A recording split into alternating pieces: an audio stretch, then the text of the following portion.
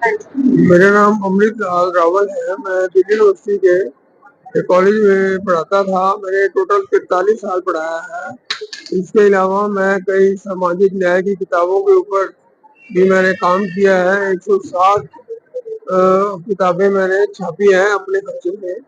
और जो मतलब राष्ट्रवादी किताबें जो है, जो आज़ादी की लड़ाई के दौरान लिखी गई थी, उनको भी मैंने नेशनल आर्काइव से निकाल कर छापा। कल जो है वो बहुत ही ये मुद्दा चल रहा है कि महाराष्ट्र में मराठी भाषा बोलनी पड़ेगी। और ये वो बात यह है कि जब रीऑर्गेनाइजेशन ऑफ स्टेट्स हुआ था 1956 में, तो उस समय जो भाषा एक जगह पे ज्यादातर बोली जाती थी, उसके हिसाब से स्टेट्स का रीऑर्गेनाइजेशन कर दिया गया था। लेकिन इसका मतलब ये नहीं था कि आप दूसरी भाषा को बोलने वालों के साथ मार पिटाई करें या कुछ भी करें।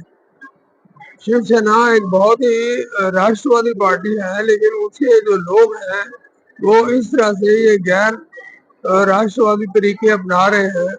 तो ये बहुत दुखद है। लोगों को मारना पीटना सिर्फ इसलिए कि वो दूसरी भाषा में बोलते हैं, तो ये गलत है। इससे हम अपने ही आप को, अपने ही देश को तोड़ने की कोशिश कर रहे हैं।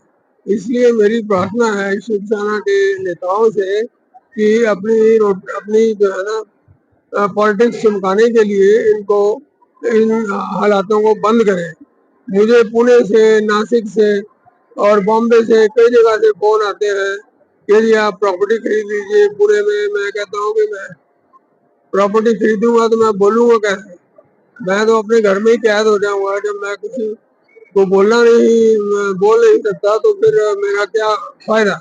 और ना ही मैं कोई वहाँ बिजनेस कर सकता हूँ। डॉक्टर अम्बेडकर ने भाषाओं के बारे में कहा था कि भाषा ठीक है, होनी चाहिए, लेकिन इसका मतलब ये नहीं है कि आप दूसरों के को मारना पीटना शुरू कर दो या उनसे नफरत करो। तो पहले भी ये बहुत हंगामा हुआ था जब हिंदी स्पीकिंग बैंक के जो टैक्सी ड्राइवर थे उनको पीटा गया था वहां पर, और दूसरे जो लोग थे उनको भी मारा गया था। अब जो हिंदी स्पीकिंग एरियाज हैं और जो दूसरे साउथ के जो लोग हैं, उन्होंने बहुत कंट्रीब्यूट किया है महाराष्ट्र के की इकोनॉमी में और बॉम्बे की इकोनॉमी में। इसलिए उनको मतलब आराम से चैन से रहने दिया जाना चाहिए और उनका सम्मान किया जाना चाहिए, क्योंकि वो मेहनत करते हैं, टैक्स देते हैं और सारा सहायता करते हैं। अब टैक्सी ड्राइवर को अगर किसी को पीटा जाएगा तो वो क्यों चलाएगा टैक्सी वहां पर? तो इससे वहां के लोगों को ही तकलीफ होगी, टैक्सियां नहीं मिलेगी या और कोई जो काम करते हैं लोग वो काम नहीं करेंगे। तो इसलिए बहुत परेशानी हो। मेरी प्रार्थना है शिवसेना के लोगों से कि ये काम बंद कर दें, लोगों को मारना पीटना बंद कर दें।